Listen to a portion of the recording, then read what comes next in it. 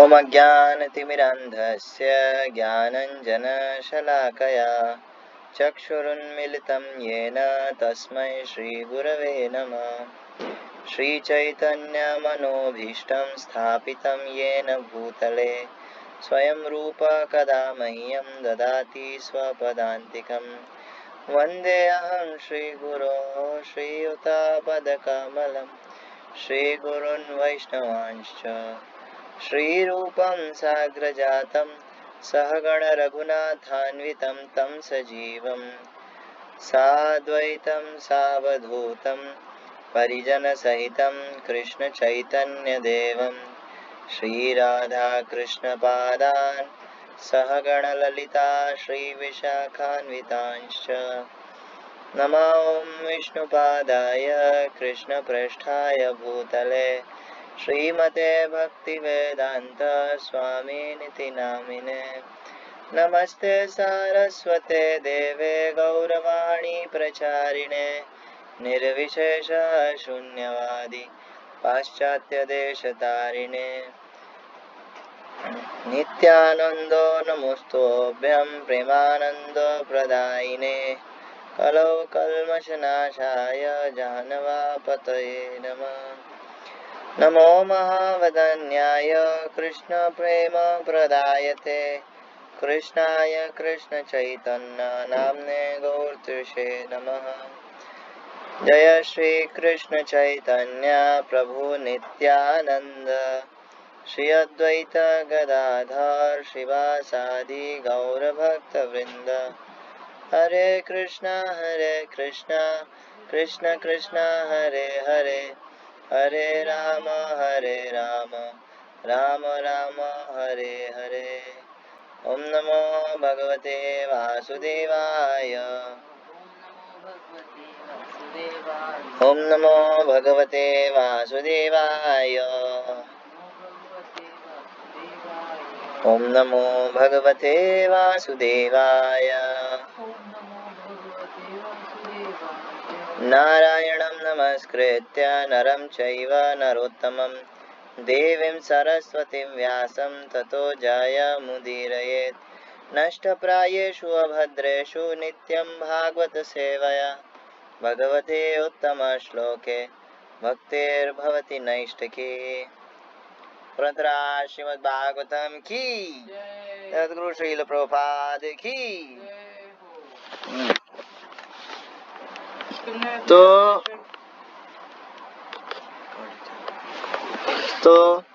हाँ, तो हमने पहले जो है 3 श्लोक देख लिए थे और 3 श्लोक के ऊपर मैंने एक लेक्चर इसलिए लिया है क्योंकि तीनों बहुत इम्पोर्टेंट है। ऐसा नहीं है कि बाकी इम्पोर्टेंट नहीं है, सारे ही श्लोक इम्पोर्टेंट है, लेकिन अब आगे हम ओवरव्यू देखेंगे मोस्टली। जहाँ मेरे को लगेगा कि बहुत ज़्यादा इम्पोर्टेंट है तो मैं एक पूरा क्लास ले लूँगा उस पर। ओके, सो नैमिषे निमिषक्षेत्रे ऋषयः शौनकादयः सत्रं स्वर्गाय लोकाय सहस्रसममासत। So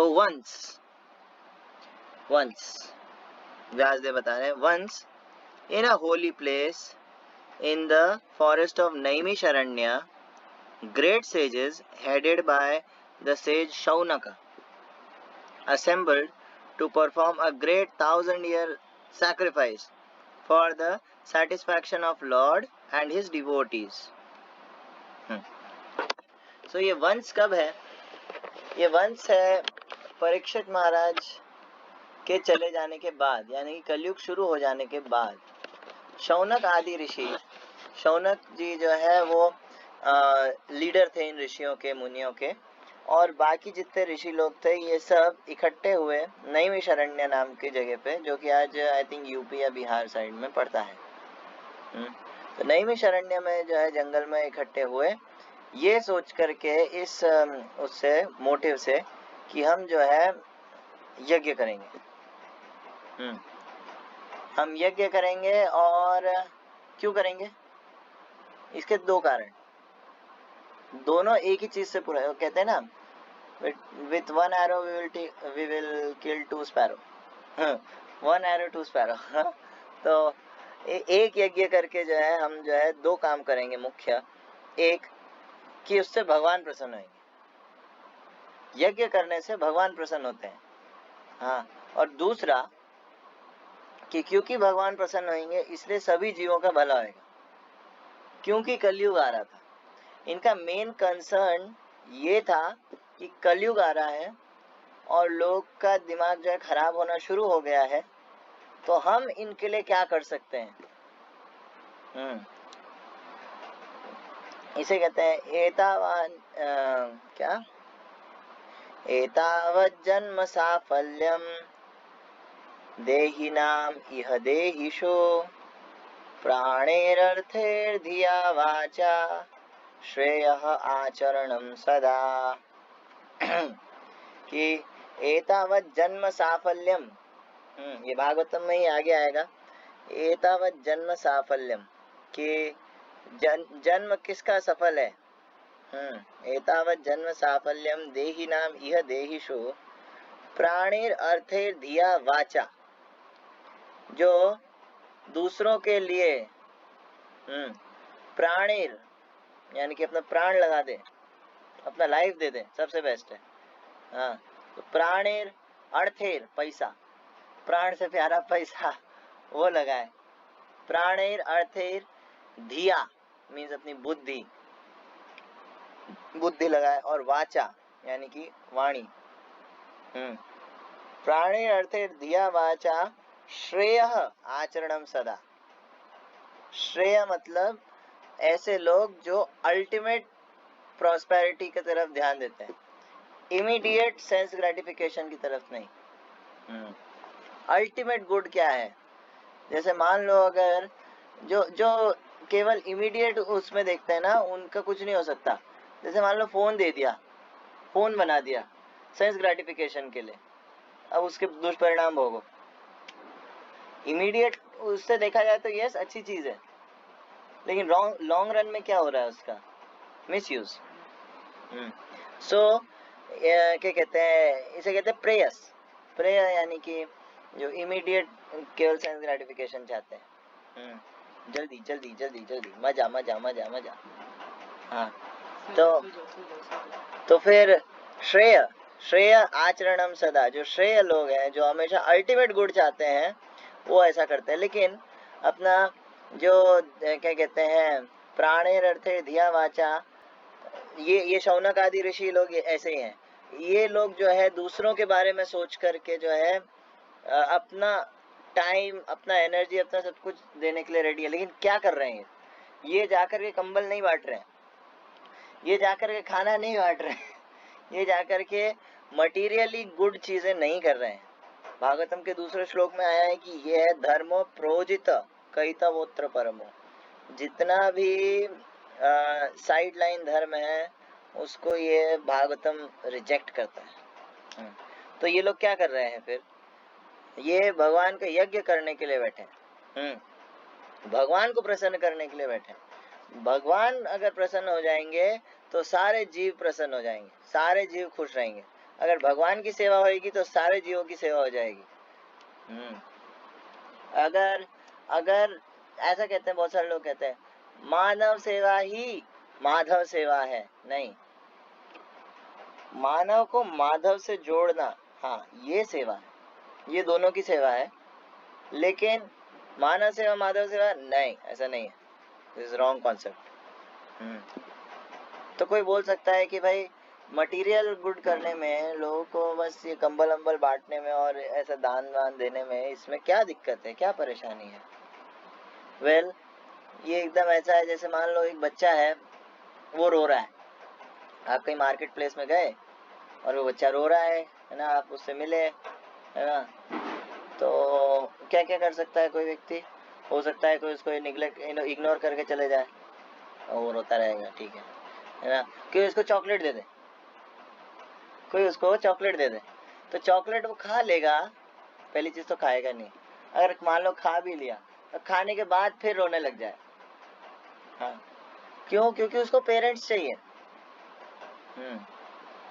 तो बेस्ट क्या होएगा कि उसको उसके पेरेंट्स से मिलाना, फिर वो उसका ध्यान रखेंगे, फिर वो उन पर डिपेंडेंट है।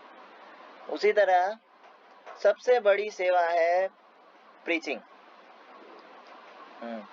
The highest service to mankind is preaching Krishna consciousness.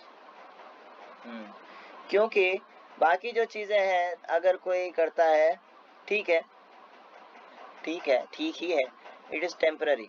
एक बार वो चीज खत्म हो जाएगी, एक बार उससे ऊब जाएगा, फिर दुखी हो जाएगा व्यक्ति। लेकिन एक बार वो कृष्णा कॉन्शियस हो गया, then no more problems, then he is dependent on Krishna. हालांकि हर कोई नहीं हो सकता, इसलिए हमको प्रसाद भी देना चाहिए, ठीक है।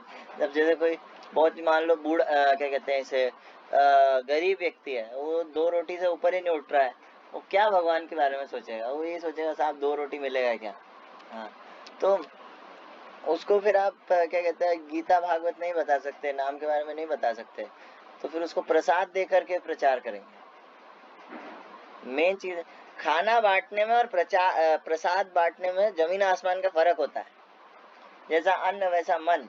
प्रसाद खाने से व्यक्ति चेतना में ऊपर उठेगा, खाना बांटने से कुछ नहीं होएगा। खाना बांटने से इवन उसका पाप बढ़ेगा। ये मैं नहीं कह रहा हूँ, ये कृष्णा ने कहा कि जो व्यक्ति प्रसाद नहीं खाता है वो पाप खाता है, भगवद गीता 3:13। हाँ, तो क्या कहते हैं प्रसाद देंगे तो उसका कॉन्शियसनेस का लेवल उठेगा। हाँ, श्रील भक्ति सिद्धांत सरस्वती ठाकुर प्रभुपाद कहते थे कि व्यक्ति को क्या कहते हैं भगवान की भक्ति में ना लगा करके और बस मटेरियल उसका थोड़ा हेल्प कर देना। ये कैसा है, ये एकदम ऐसा है जैसे मान लो कोई डूब रहा हो और आप जाकर के उसके कपड़े उतार के ले आओ और चिल्ला रहे मैंने बचा लिया, मैंने बचा लिया। क्या बचाया? कपड़ा भीग जाता, कपड़ा बचा लिया मैंने, कपड़ा डूब जाता है अभी। अरे वो बंदा डूब गया। उसी तरह जो है केवल बॉडी का ध्यान रखना, हाँ ठीक है एक हद तक, लेकिन व्यक्ति डूब रहा है। हाँ, उसको जब तक कृष्णा कॉन्शियसनेस नहीं मिलेगा तब तक जो है उसका कुछ नहीं हो सकता। तो यहाँ पे यज्ञ की बात हुई है। यज्ञ माने, यज्ञ कहते हैं यज्ञ अर्थात कर्मणो अन्यत्र लोकोयम कर्म बंधनई। यज्ञ हर किसी को करना चाहिए। यज्ञ ऐसा नहीं है कि कुछ लोगों ने जी ठेका ले रखा है, यज्ञ हर किसी को करना चाहिए। कृष्णा कहते हैं भगवद गीता में यज्ञ अर्थात कर्मणो अन्यत्र लोकोयम कर्म बंधनई, कि यज्ञ जो नहीं करता वो क्या होता है, वो बंधन का कारण बनता है उसका, जो यज्ञ नहीं करता।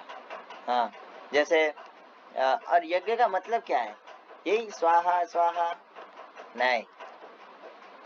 यज्ञ का मतलब, यज्ञ भगवान का एक नाम है।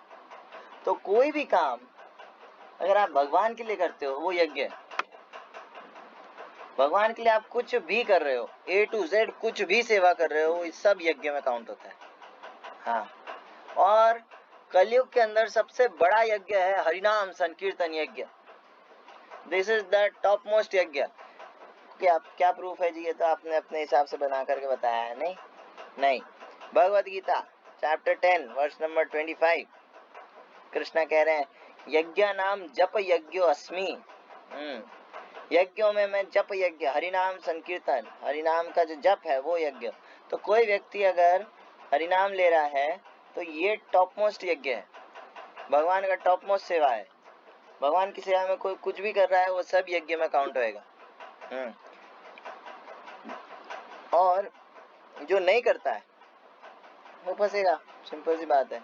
अगर मान लो मैं आपके घर में, मैं किसी और के घर में जाकर के ना उसका कुछ सामान यूज कर रहा हूँ, हाँ, उसकी बिना परमिशन के, उसको बिना मतलब अपना फ्रेंड बनाए, तो क्या होगा? पुलिस को बुलाएंगे ऑब्वियसली, है ना। उसी तरह अगर हम जो है भगवान को ऑफर नहीं करते हैं कोई भी चीज, then we are almost like thieves, we are like thieves. और फिर नेचर के जो लॉज हैं वो बहुत ज्यादा स्ट्रिक्ट है। वेल, तो कोई सोच सकता है कि अच्छा, तो भगवान की सेवा करने से सारे जीवों की सेवा कैसे हो जाएगी? तो भागवतम में ये श्लोक आता है, यथा तरोर मूल निषेचनेन तृप्यन्ति तत्स्कंद भुजोपशाखा प्राणोपहाराश्च यथेन्द्रियाणां सर्वैर प्राणोपहाराश्च यथेन्द्रियाणां सर्वैरतत्र सर्वैरहणम् अच्युतेज्य। कि जिस तरह से यथा तरोर मूल निषेचनेन, जिस तरह से पेड़ के जड़ में पानी देने से तृप्यन्ति तत्स्कंद भुजोपशाखा, जितना भी उसका पार्ट्स है, leaves and branches and trunk and everything, सबको न्यूट्रिशन मिलता है, सबको पानी मिल जाता है अगर जड़ में पानी डाला जाए तो। और तृप्यन्ति तत्स्कंद भुजोपशाखा प्राणोपहाराश्च यथेन्द्रियाणाम, जिस तरह पेट में खाना डालने से सारी इंद्रियां जो है न्यूट्रिशन मिल जाता है उनको। ऐसा नहीं आपको हाथ में पावर चाहिए तो आप दाल चावल लेकर के बाइसेप पे लगा रहे नहीं, उसको पेट में डालो, हर जगह पहुंच जाएगा। तथैव सर्वार हणम अच्युतेज्य। उसी तरह अगर आप भगवान की सेवा कर रहे हो, कृष्ण की सेवा कर रहे हो, विष्णु की सेवा कर रहे हो, हाँ, भगवान के किसी भी रूप की, चाहे वो राम, नरसिंह, वराह, कूर्म, कुछ भी, भगवान विष्णु, नारायण, डायरेक्ट कृष्ण की कर रहे हो, अगर कर रहे हो तो उससे क्या आएगा? पहली चीज, सारे देवी देवता प्रसन्न हो जाएंगे, आपको अलग अलग जाने की जरूरत नहीं है। साथ ही सारे जीव प्रसन्न हो जाएंगे, क्योंकि सभी जीवों का मूल है कृष्ण, सभी जीव आए उन्हीं से हैं। हम क्या है, हम क्या कहते हैं इसे, इंडिविजुअल छोटा छोटा कॉन्शियसनेस है। वी आर कॉन्शियस, हम कॉन्शियसनेस है, but he is supreme conscious, he is the supreme consciousness. उनके ऊपर सब टिका हुआ है। अगर वो खुश हो जाएंगे, everyone will become happy, there will be no problem. इसमें कोई एग्जांपल है जी? हाँ जी है। यज्ञ करने से जो है हर कोई खुश हो जाएगा। ऐसा हुआ था फिजी के अंदर, फिजी आइलैंड जानते ना? फिजी आइलैंड्स है अपने पैसिफिक ओशन के साइड में, जापान से भी आगे पड़ते हैं, यूँ कह लो जापान के उधर से दुनिया का एंड लास्ट फिजी आइलैंड्स। तो फिजी आइलैंड्स में ऐसा हुआ था, हमारे हरे कृष्ण डिवोटीज जो है पहुंच गए थे, और शायद आप कौन थे, गिरिराज महाराज थे या तमाल कृष्ण गोस्वामी महाराज थे, प्रभुपाद के शिष्य थे, तो वो पहुंच गए। अब वहां पे क्या हुआ था, 5 साल से बारिश नहीं हुई थी। वहां पे एक गांव था, वहां पे 5 साल से बारिश नहीं हुई थी, सूखा पड़ रखा था। तो इधर महाराज पहुंच गए, बोले कि हम जो है कीर्तन करेंगे, यज्ञ करेंगे, संकीर्तन यज्ञ, और बारिश होगी, ये हमारा चैलेंज है। चैलेंज देकर के तो मीडिया भी आ गई, तो मीडिया आ गई, बोले yes, Hare Krishna people are challenging कि भाई हम will do sankirtan and there will be rains, ऐसी जगह पे जहाँ 5 सालों से बारिश नहीं है, वहां पे बोले आप हमको बस 2 दिन का टाइम दो। ठीक है, 2 दिन क्या, एक दिन जो है हरिनाम संकीर्तन चला कंटिन्यू, झम झम झम झम बारिश हुई। ऐसा लग रहा था 5 साल का एक बार में कोटा पूरा हो गया। लेकिन ऐसा भी नहीं कि बाढ़ आ गई, ये बारिश आई और बाढ़ आ गई, नहीं, एकदम सफिशिएंट हो गया सारा पानी, मतलब है ना, क्या कहते हैं, जहाँ जाना चाहिए वहां पहुंच गया, एकदम सफिशिएंट अमाउंट में बारिश हुई। So this is the most practical thing, हरिनाम संकीर्तन इज द युग धर्म। कली काले नाम विनु नाही आर धर्म। कलयुग के अंदर हरिनाम संकीर्तन के अलावा और कोई धर्म नहीं है। ये चीज जब तक फिट नहीं होती दिमाग में, तब तक आप कुछ भी करते रहो, so called religiosity, it is of no use, no value, सब बकवास है। अगर हरिनाम संकीर्तन को कोई चीज सपोर्ट कर रही है, then it will be called as dharma, otherwise it is all अधर्म।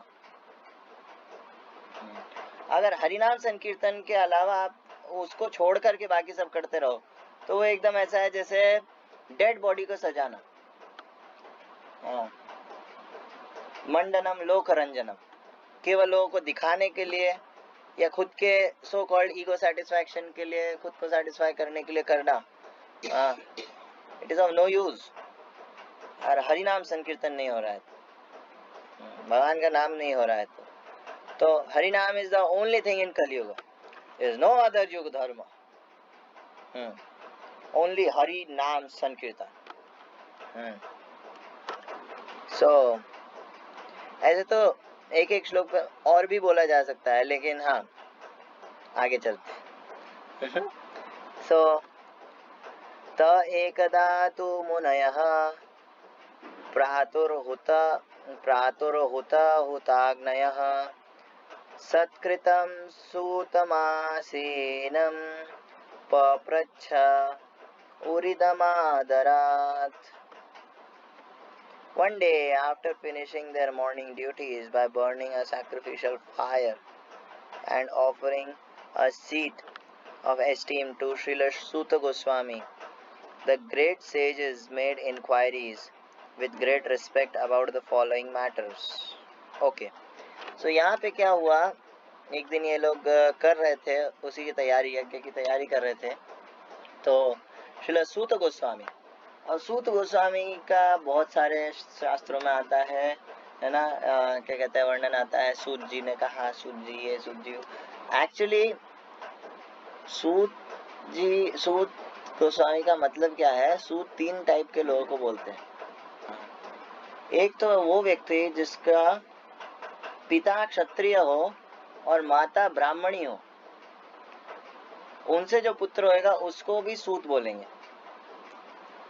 दूसरा होता है क्या कहते हैं, अपना चैरियट ड्राइवर जो होता है, सारथी, उसे भी सूत कहते हैं. जैसे कर्ण को कहते हैं सूत पुत्र, तो उसे भी सूत कहा जाता है. और साथ में तीसरा आता है कथाकार, जो कथा करते हैं, है ना, जो भगवान का कथा करते हैं, उन्हें भी सूत कहा जाता है. तो इवन संजय को भी सूत कहा जाता है. संजय को कहा जाता है गवलगण सूत. हाँ, ये हमारे रोमहर्षण सूत. हाँ, तो इधर ये सूत जी, ये श्रील सूत गोस्वामी जो है, ये बहुत ही स्पेशल व्यक्ति है. क्यों स्पेशल है? क्योंकि इन्होंने श्रीमद् भागवतम परीक्षित महाराज के साथ बैठ कर के सीधा सुखदेव गोस्वामी से सुना है. जो असेंबली इकट्ठा हुई थी परीक्षित महाराज के साथ, वहां पर ये भी थे, सूत गोस्वामी. तो ये बस वहां से पास हो रहे थे, मतलब वहां से निकल रहे थे जस्ट. तो इधर जो है ऋषियों ने उनको पकड़ लिया. साधु संग सर्वशास्त्र कय, लभ मात्र साधु संग सर्व सिद्धि होय. Even great rishi munis, siddhas, everyone, they are thirsty, they are hungry for sadhu sangha. Sadhu sangha is the main need. जब तक साधु संग नहीं होएगा तब तक, प्रभुपाद कहते थे, कोई सोचे अगर कि मैं जो है भक्ति कर सकता हूँ अकेले रह करके, मैं जो है I can do bhakti, I can do chanting, I can do everything without association of devotees, then he is in grand illusion. वो महान, क्या कहेंगे उसको, महान भ्रम में जी रहा है. भक्तों के संग के बिना, भक्तों के बीच में जाए बिना जो है संकीर्तन कर सकता हूँ, घर में बैठे बैठे सब हो सकता है? नहीं हो सकता है. साधु संग जो है बहुत जरूरी है. ये छोड़ो, इवन जो महान ऋषि होते हैं, महान जो मुनि होते हैं, महान जगहें होती है, उनको भी शुद्ध करने वाले होते हैं साधु. भवद्विदा भगवतास तीर्थभूता स्वयं विभो, तीर्थी कुर्वन्ति तीर्थानि स्वांतस्थेन गदाभृत. That भवद्विदा भगवतास तीर्थभूता स्वयं विभो, जो साधु लोग होते हैं वो क्या होते हैं? वो चलते फिरते तीर्थ होते हैं, चलते फिरते धाम होते हैं. तुम्हारे हृदय सदा गोविंद विश्राम. क्यों?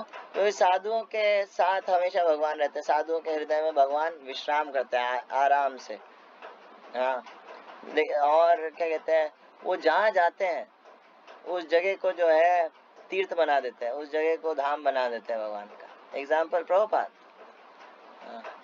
Prabhupada came from Vrindavan, and wherever he went, he made Vrindavan. This is a sadhu. जो एक साधु है, बोनाफाइड साधु है, वो जहाँ जाएगा उस जगह को प्योर कर देगा.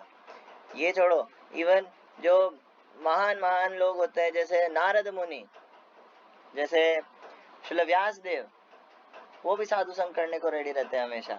जब सुखदेव गोस्वामी भागवतम कर रहे थे, भागवतम बोल रहे थे, तो दोनों क्या कहते हैं, नारद मुनि और व्यास देव भले ही सुखदेव गोस्वामी से बड़े हैं, लेकिन देवर ग्रीडी फॉर साधु संग, ग्रीडी फॉर हरि कथा इन साधु संग। तो वो वहाँ असेंबली में बैठे थे। सो सूत गोस्वामी यहाँ पर निकल रहे थे और इन लोगों ने जो है उनको पकड़ लिया। सो गोस्वामी वर्ड जो है, गोस्वामी वर्ड किन के लिए यूज होता है? गो का मतलब होता है इंद्रियां और स्वामी मीन्स मास्टर। तो जिसने अपनी सभी इंद्रियों को मास्टर कर रखा है, अपनी इंद्रियों को मतलब ये जितेंद्रिय, इंक्लूडिंग माइंड, 11वीं इंद्रिया है ना, तो इनको जिसने जो है टोटली कंट्रोल कर रखा है उसे कहते हैं गोस्वामी। तो कंट्रोल करके क्या करता है? वो एक जगह बैठा रहता है, ऐसा क्या? नहीं, कंट्रोल करके उनको भगवान की सेवा में लगाता है। 24 घंटा वो अपनी इंद्रियों को भगवान की सेवा में लगा सकता है, इसलिए उसको गोस्वामी कहा जाता है। और जो गोस्वामी नहीं है वो क्या है? वो गोदास है।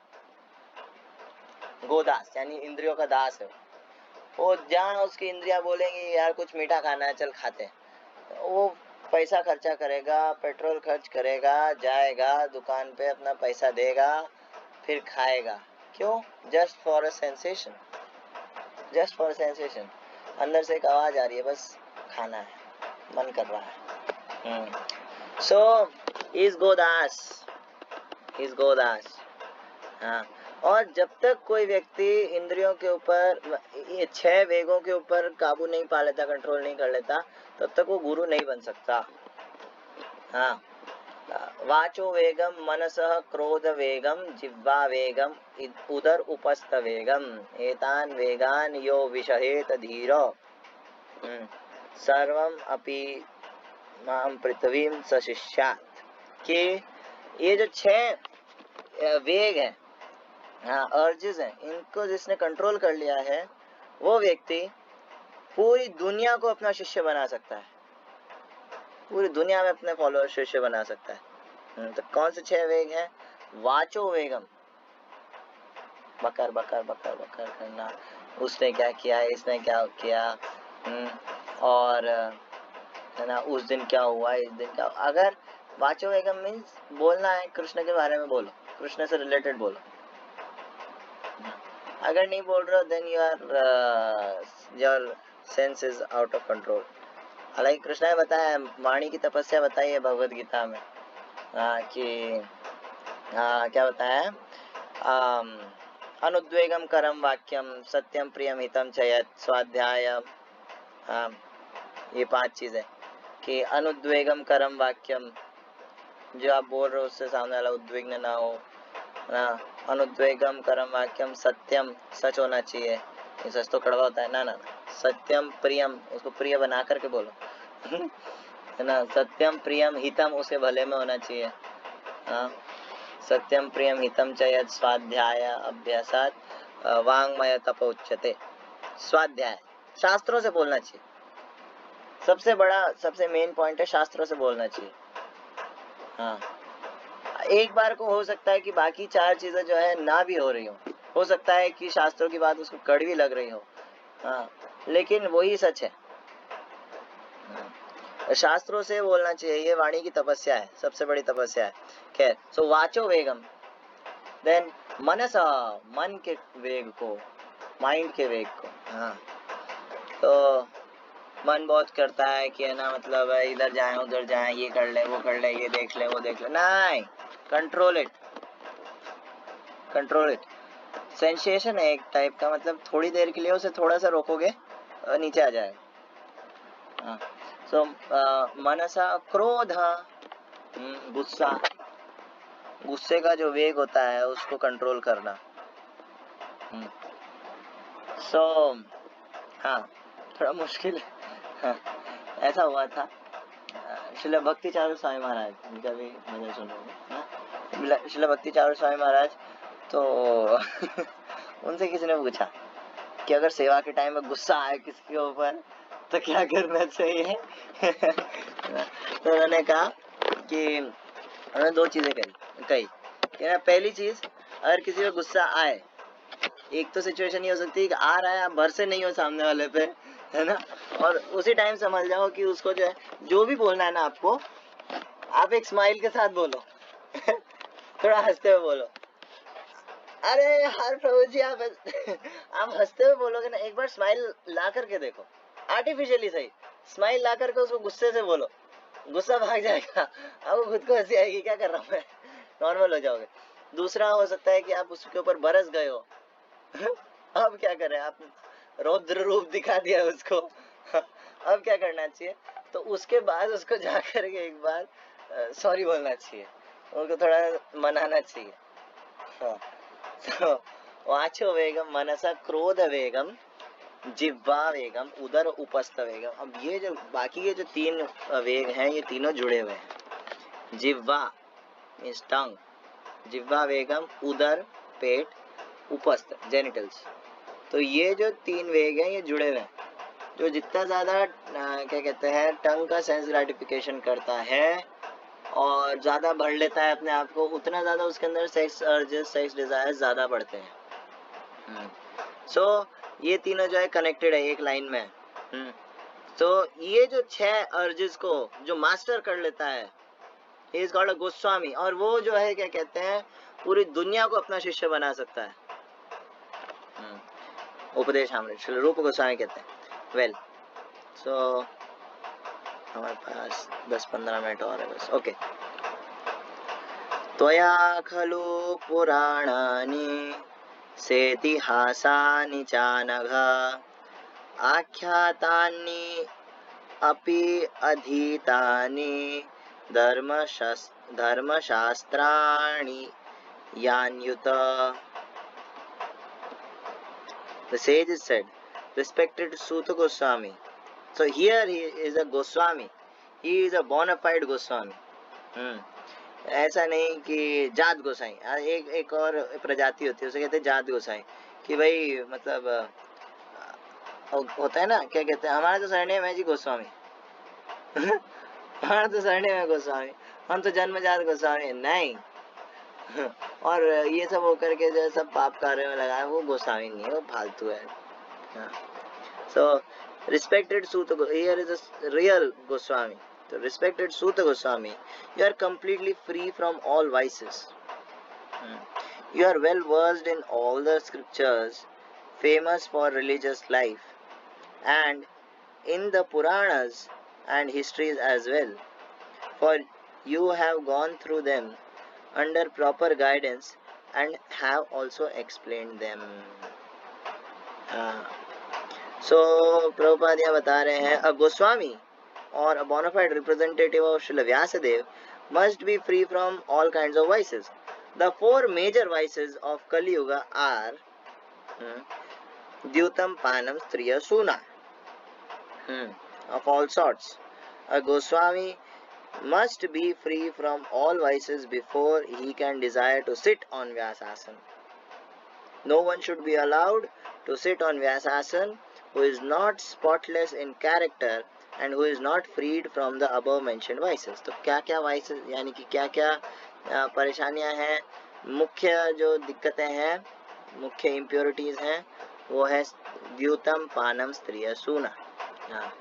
कि द्यूतम means any kind of gambling, जुआ, द्यूतम, पानम any kind of intoxication,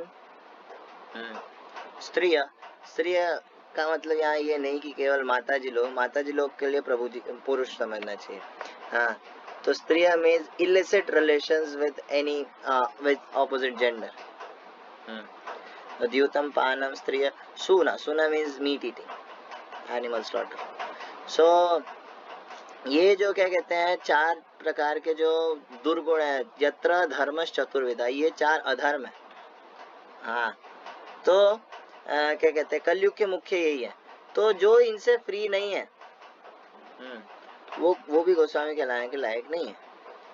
मुख्यतः जो जात गोसाई होते हैं, या यूं कहें जो केवल नाम के होते हैं, आजकल जो सो कॉल्ड क्या कहते हैं सरनेम वाले होते हैं, पंडित ब्राह्मण जो भी हैं, ये इन्हीं चार में से किसी के अंदर जो है फंसे हुए दिखेंगे। इंटॉक्सिकेशन और नॉन वेज और इलिसिट कनेक्शंस विथ विमेन और या फिर गैम्बलिंग, इस सब के अंदर फंसे हुए मिलेंगे। सो ये क्वालिफिकेशन है क्या कहते हैं कृष्ण कथा करने की। आप आप प्रीचर का क्या क्वालिफिकेशन है, क्या होना चाहिए उसके अंदर? जब तक वो इस सब से फ्री नहीं है ना, तब तक उसके अंदर वो प्योरिटी होगी, तब तक उसकी बात का कुछ फर्क नहीं पड़ेगा, वो बस बोलने का होएगा बस।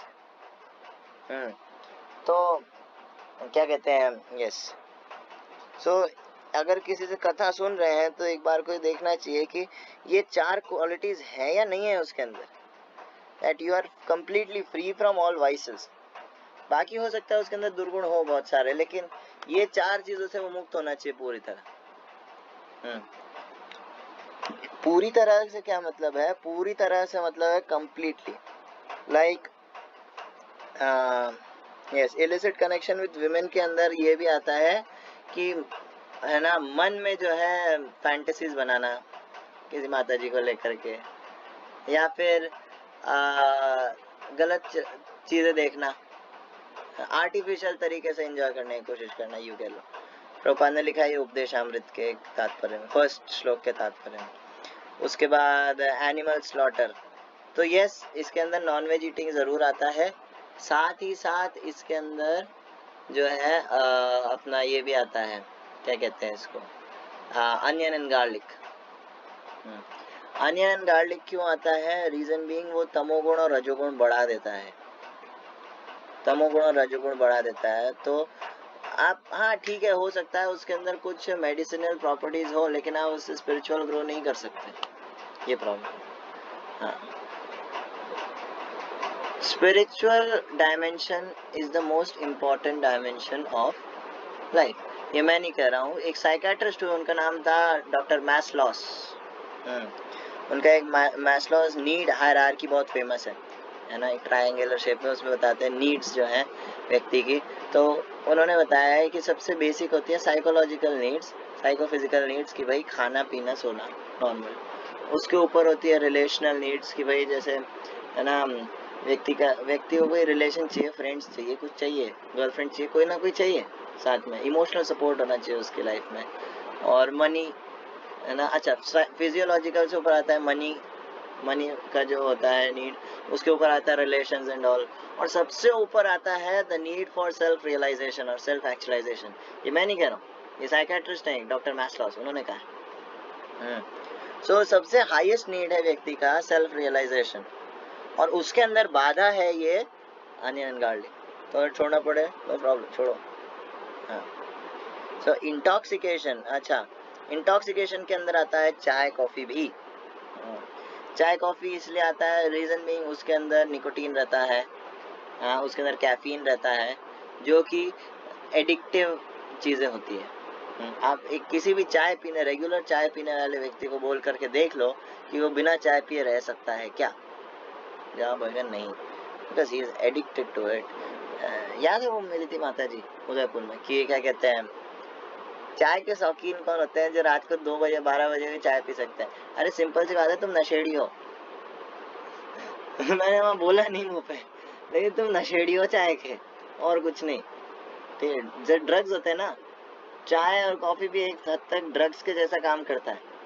हाँ, क्या कहते हैं उसको, एक इम्पिटस देता है, मतलब आपको ना क्या कहते हैं जबरदस्ती जो है मतलब एक्टिव कर देता है, हाइपर एक्टिव कर देता है। ये क्या करता है? ड्रग्स वाला काम है ये तो। सो निकोटीन, कॉफी, चाय, कैफीन, ये सब जो है प्रभुपाद ने मना करा है नॉर्मल इंटॉक्सिकेशन के साथ साथ। एंड अपना गैम्बलिंग, कोई भी शॉर्ट टर्म इन्वेस्टमेंट जिसके अंदर है ना क्या कहते हैं एक एंजाइटी बनी रहती है, क्या होएगा क्या होएगा क्या होएगा। बेटिंग वगैरह है ही, लेकिन उसके अलावा नॉर्मल जो अगर इन्वेस्टिंग भी करते हैं और हर वक्त उसके अंदर जो है दिमाग लगा रहता है, एंजाइटी बनी रहती है, इट इज ऑल्सो गैम्बलिंग। सो वैसे क्यों बोला गया है इन 4 चीजों के लिए? बेसिकली ये 4 जो है धर्म के 4 स्तंभों को तोड़ने वाली चीजें हैं। धर्म के 4 स्तंभ हैं सत्य, शौच, तप और दया। ये 4 स्तंभ है धर्म के। हाँ, तो 4 जो खंबे हैं धर्म के, उनको तोड़ने के लिए ये 4 चीजें हैं ना। सत्य मीन्स वही अपना ऑनेस्टी ना। तो सत्यता जाती है अपने गैम्बलिंग से। सत्यता जो है वो गैम्बलिंग से जाती है। हाँ, उसके अलावा सत्य, शौच, प्योरिटी। शौच का मतलब ऐसे तो साफ सफाई होता है ना, साफ सुथरा रहना, लेकिन शौच का मतलब यहाँ पर लेना चाहिए प्योरिटी। जितना व्यक्ति इलिसिट कनेक्शंस के अंदर लगता है उतनी उसकी प्योरिटी चली जाती है। वो फिर जो चीज बोलेगा ना उसमें दम नहीं आएगा, उसका कैरेक्टर लूज हो जाएगा, उसके जो है कैरेक्टर में कोई बात नहीं आएगी।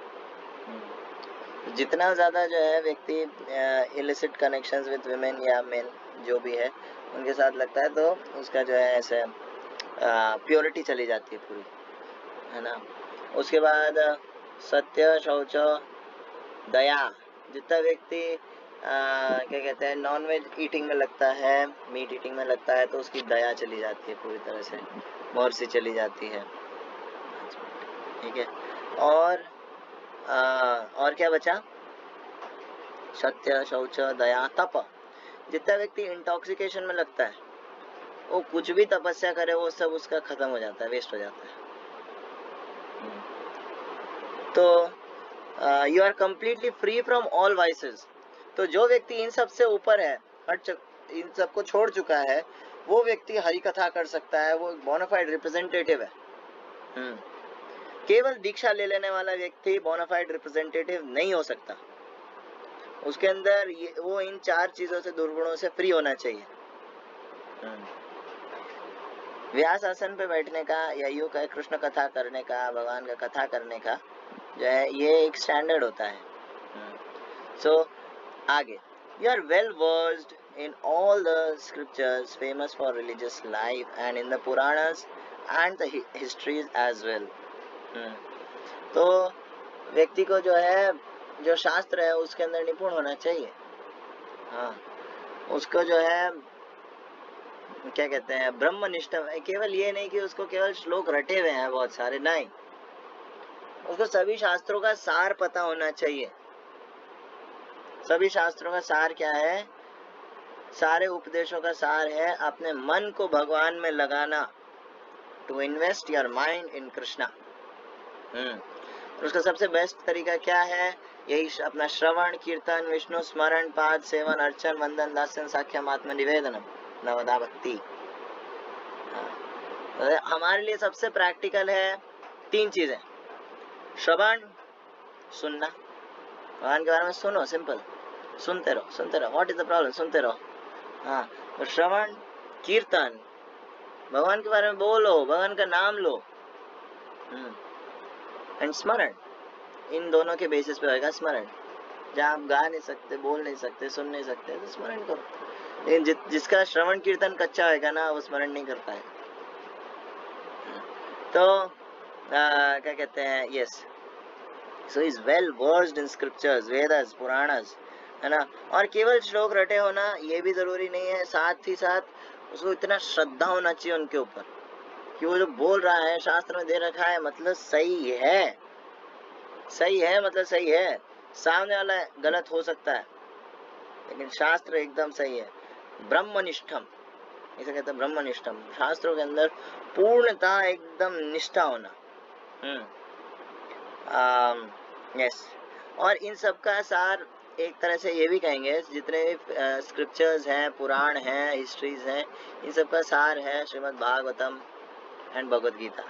तो कोई अगर इन दोनों के अंदर भी वेल वर्स्ड है ना, that means he is bona fide. तो वो सुना सकता है, वो बता सकता है लोग। For you have gone through them under proper guidance and have also explained them well. So अब जो है यहाँ पे बता रहे हैं कि मेन चीज क्या है बोनाफाइड होने की। ये हो सकता है कि कोई बंदा है उसको रटा हुआ भी है शास्त्र, उसको निष्ठा भी है, हाँ है ना, उसको निष्ठा भी है शास्त्रों में, और वो क्या कहते हैं मतलब बहुत अच्छे से एक्सप्लेन भी कर सकता है। लेकिन लेकिन लेकिन लेकिन अगर वो प्रॉपर गाइडेंस में नहीं है, अगर उसने गुरु परंपरा में नहीं आता है, तो उसको कोई अधिकार नहीं है शास्त्रों पर बोलने का। बहुत सारे लोग आ जाते हैं, फॉर एग्जांपल आचार्य प्रशांत नाम के आगे आचार्य लगा लेते हैं, ठीक है, या फिर कुछ भी सेल्फ प्रोक्लेम्ड गुरु बन जाते हैं, नॉनसेंस। लेकिन जो है अगर व्यक्ति में ये क्वालिफिकेशंस नहीं है, then he has no right to quote Bhagavad Gita और भागवतम। हाँ, ये क्या कहते हैं, अगर सही गुरु परंपरा में नहीं आता। गुरु परंपरा बेसिकली 4 है, हाँ, जो बोनाफाइड हैं, उनके बहुत सारे शाखा विशाखा ब्रांचेस हैं। तो 4 गुरु परंपरा है। ब्रह्मा जी का गुरु परंपरा, हम ब्रह्मा जी वाले में आते हैं। फिर आता है श्री संप्रदाय, हाँ, तो श्री संप्रदाय जो है ये रामानुजाचार्य वाली परंपरा। उसके बाद आता है निम्बार्क संप्रदाय, 4 कुमारों की संप्रदाय, और रुद्र संप्रदाय, शिव जी की गुरु परंपरा ना। तो ये 4 वैष्णव संप्रदाय जो है, अगर कोई इनसे अलग जो है किसी में आता है, then he is not bonafide. So क्या कहते हैं, यस, तो जब तक कोई व्यक्ति बोनाफाइड नहीं है, तब तक उसको कोई हक नहीं है ये सब बोलने का। वेल, सो यही रखते हैं, आज हो गया ना, पौन घंटा ही हुआ है वैसे तो, खैर कोई दिक्कत नहीं। ग्रंथराज श्रीमद् भागवतम की जय, श्रील प्रभुपाद की जय, गौर प्रेमानंदे, हरि हरि बोल।